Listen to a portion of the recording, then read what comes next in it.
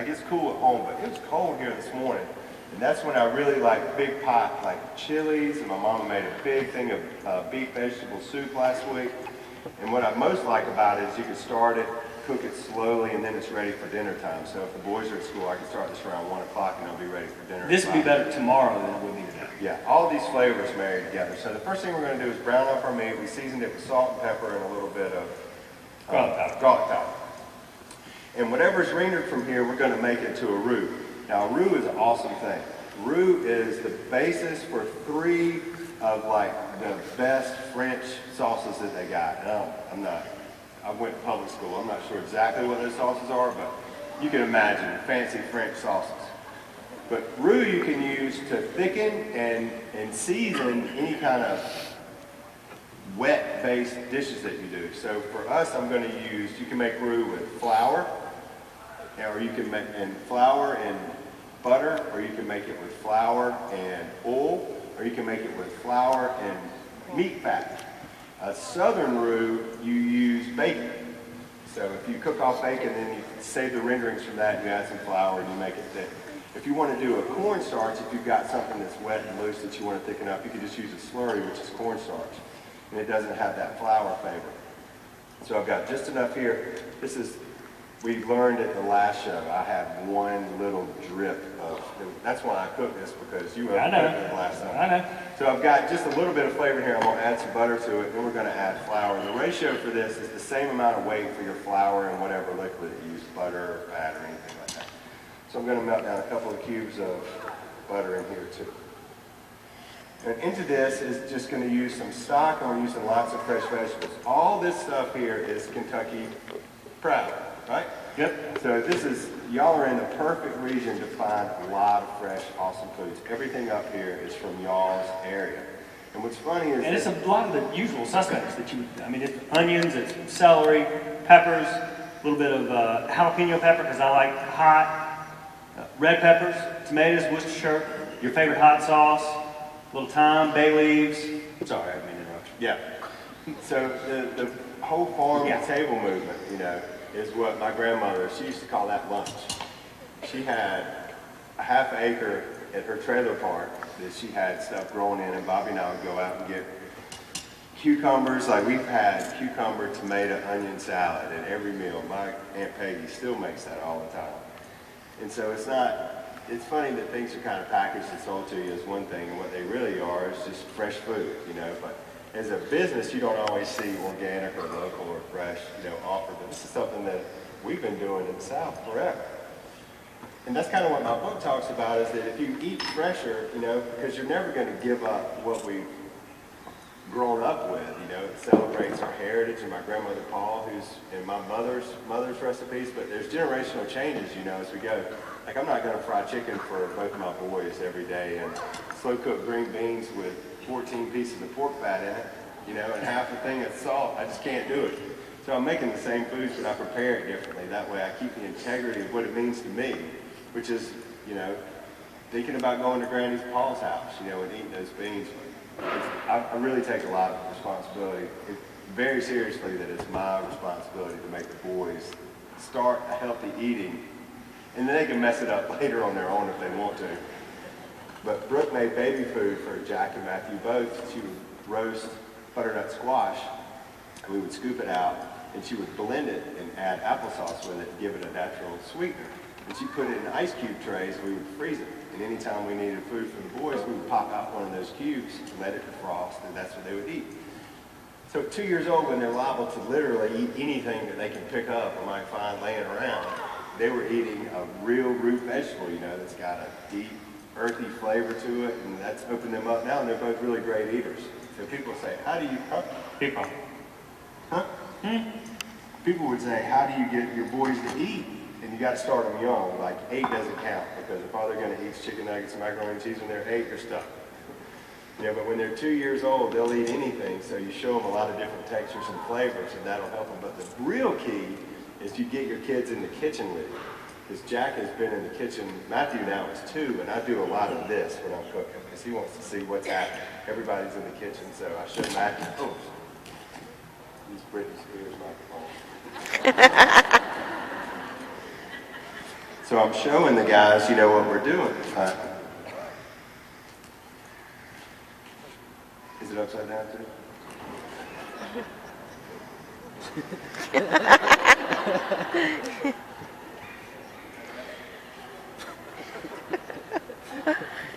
Bobby, would you mind holding this? How you doing, Captain? There we go. Oh, backwards. Not upside down, backwards. So when I would make baked fish, which is, you know, everybody wants their kids to be good baked fish eaters. We love to bake food at the house. I'd put lemon zest on top of it, and I would let Jack do his own lemon zest. And he would always put his initial on his fish. So when it would come out of the oven, he'd say, "Oh, Daddy, that's mine." And then he's eating baked fish and really enthusiastic about it. And it really doesn't matter what it is, but he did it. He touched it. It's his, so he takes pride and ownership in it. So really getting your kids involved in the kitchen is the easiest really trick that you can do. So last time I didn't get this roux made, but I started early, so we'll get it done this time. So I've got a little bit of the drippings that we got from Bobby's pan, and I've also got some butter, and I'm just going to put equal amount weight-wise for flour, which is a really fancy way to say just add a little bit and stir it in, and when it looks right, that's when you know that it's done. We don't want it too wet, we don't want it too loose. And as soon as it takes on a flavor that doesn't taste like flour, that's when you know that it's done. So you're actually going to toast it and get it a little roasty. I want to add one more thing, Bobby, to what you're doing. I've added to this 3 cups of beef broth. Beef broth and tomatoes. So onions, celery, jalapenos, 3 cups of beef broth, and some tomatoes. I learned from Mom that, and these students have done all this for us. It's funny, they've been working on it for a couple of days. But Mom has shared with me that the leaves on the top of celery is as many salads as I've made. Chicken salad and tuna salad. So many different salads for our back lady business. It's just super jacked up flavors in all the leaves, so don't throw those away. I love to cut them up, and it also gives a little bit of texture, and you can really see that you're eating real stuff that you've done yourself. So I'm going to put a little bit of these celery tops in this that Bobby's making. And griots, I think maybe down there are traditionally served on grits, but for us it's always a grit. Like grits and brown gravy are awesome. But you could do rice, you could do polenta, you could do something like that if you wanted to. Don't do rice or polenta, y'all. But you could, but don't do that. We're doing it with grits. So what do y'all like? Do you like spoon grits or fork grits? Spoon grits? Fork grits? Fork grits. Fork grits. Fork grits. People that complain about grits usually wind up with a really watery, bland, they're not really even eating grits. And so we like to use stone ground grits. And the secret is, this is what I need right now. When these, can y'all see this? When this gets a little tight and you need to cut it a little bit, I would never put any more water back in here. We'll use heavy cream. Because you know, when you eat grits, why not have the best grits you can have? You don't really eat grits that often. And that is what makes grits good. And a little bit of butter. Heavy cream and butter. Super good. And I don't mind using 5-minute grits, but you got to realize going into it that you're going to cook your 5-minute grits for about 30 minutes or 20 minutes. You know. But stone ground grits take a lot longer, but it's worth it, especially for something like today. We wanted to use this because I want them to be big, because I'm going to put gravy all over them, and we want it to be delicious. I'm going to cut this with just a little bit of cream. And if you get a chance to let your roux temperature down a little bit, like room temperature would be good, you don't want it super hot. If you put it in when the roux is too hot, that's what makes it super lumpy and clumpy. I'm going to taste this actually.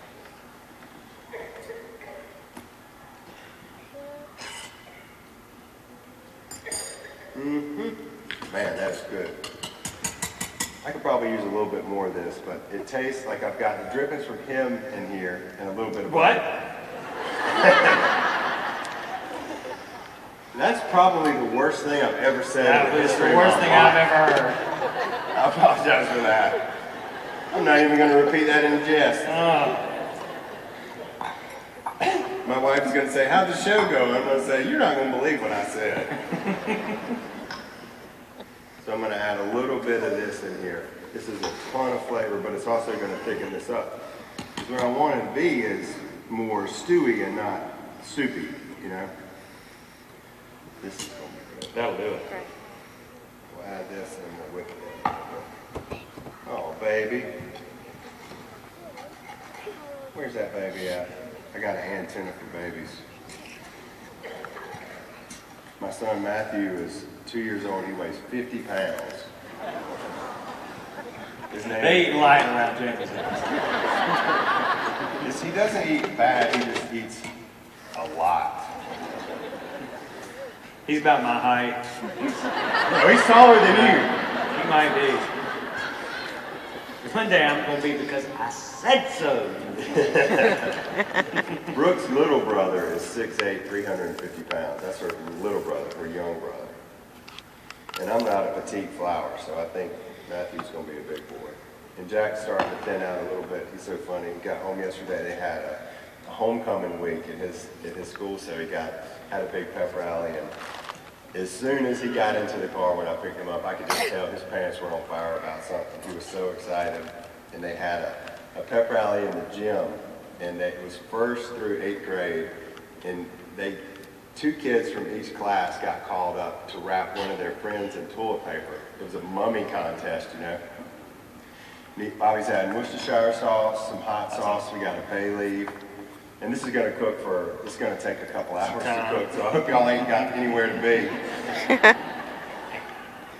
So Jack and his best little friend David, he said that they were sitting there together, and Jack's buddy looked at him and said, "We wouldn't want to do this anyway. This doesn't really look like fun, you know," because they didn't think they would get chosen. And Jack said they called his buddy Benji, and then they said, "Jack Deen," and Jack said, "Daddy," I looked at David like this. He said, "Daddy, I was a star." And I got a picture of him. Did I show you the picture that Brooke sent last night? No, you told me. His teacher sent a picture, and he is just beside himself. Both of his hands were in front of his face like this. He's so excited. It was so cute. And they wound up winning the thing. So he said, "Daddy," everybody was yelling, "Go Jack, go Jack." So it's so cute. Like, that's the highlight of like the month for me, because you have a baby and he gets to do something like that. It's so awesome. I wish that I could have been there. He's 7. Yeah, he is 7. I love him so bad. That's what Maddie says. "Daddy, I love you so bad." I said, "I love you so bad too." I forgot what I was talking about, but I will stand here and talk about my kids all day long. I'm going to go ahead and add the meat back in, the brown. We didn't cook it all the way through. We just browned it. Because this is going to end up, we're going to put this on simmer and let this go for about 2 hours. Yeah, this is you really want this meat to be more tender. This is a recipe where you can really save a little bit, because you can buy a more affordable cut of meat. Like, this is so lean. I'm sure these guys have really worked on it and cut all the fat out, but you can keep a little bit of fat in this, because it's going to, why not save a little bit of money here, and as slow as it cooks, it's going to get really tender. But Bobby mentioned that we just happened to meet somebody that was going to put us on TV, and so in 1999, a guy came into our restaurant, and he sat down, and he was having lunch, and he had the buffet, and it was 6 of them, and it got towards dessert time, and he called us over, and he said, "Hey, I'm Jerry Shriver. I work for USA Today."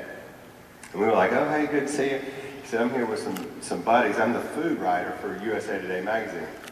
He said, "I'm working on my top 10 meals of the year, and I might have to change my list after having lunch here today."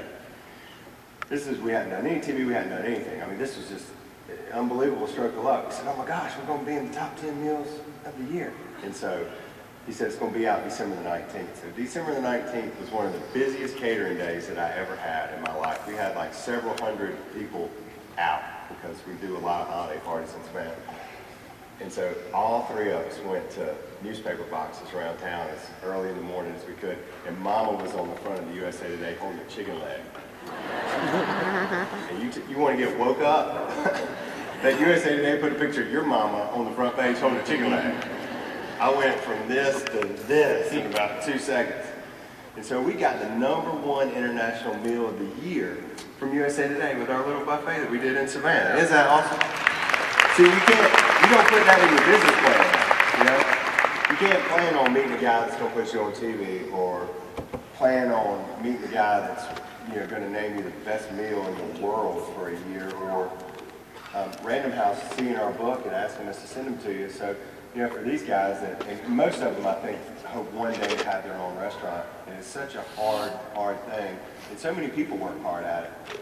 And But just we've been so blessed. It's been just the smallest twist of fate, really, that has helped. A lot of luck, but our mom has taught us that you can create your own luck with business, which, you know, just by showing up every day and working hard, you create your own luck. But yeah, we had the good fortune of also being in a, you know, we're from Albany, Georgia, which is a beautiful town in the southwest corner of the state, but we moved to Savannah, which is Georgia's first city, and it's a city that's rich in history and architecture and gets lots of visitorship.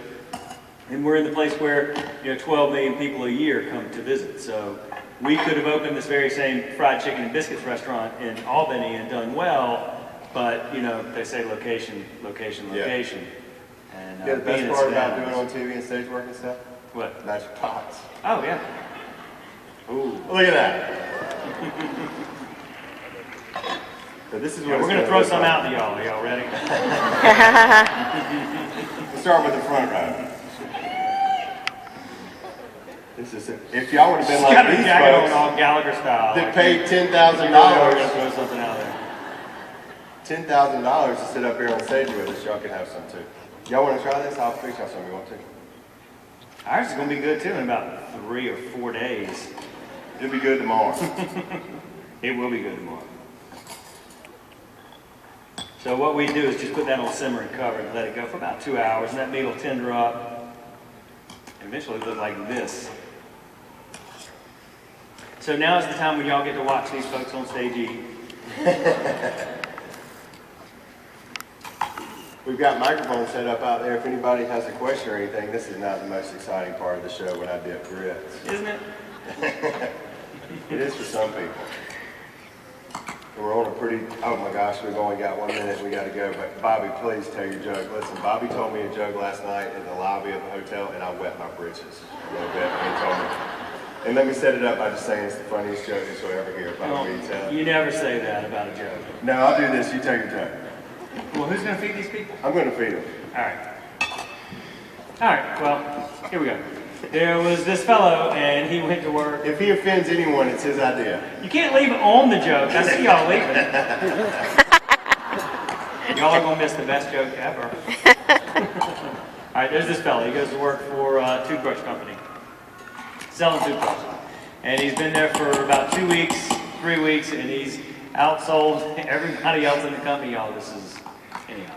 He's outsold everybody, and the boss says, "How are you doing this? You're selling so many toothbrushes. We've got to know, so I can tell everybody else what you know what the secret is." The guy says, "Okay, well I'll tell you." He says, "In order to be a good salesman, you gotta have a gimmick." And the boss says, "Okay, I'm listening. What is it?" And he pulls this little black box out with a hole in the top, and he says, "Put your finger in there." And he does. He says, "Taste it," and he tastes it, and he says, "Ooh, that tastes like dog crap." He says, "It is. Would you like to buy a toothbrush?" Oh my God. Isn't that the funniest joke? It was funny to him because I told it to him over a Woodford Reserve last night at the bar. You're welcome. Thank y'all so much. It is good, though. That's How a you hilarious doing? joke. Here we go. We ran 15 minutes over at the earlier show, and we're going to stick on time today because we got to go catch a flight. But we've had the best time here. Thank you so much.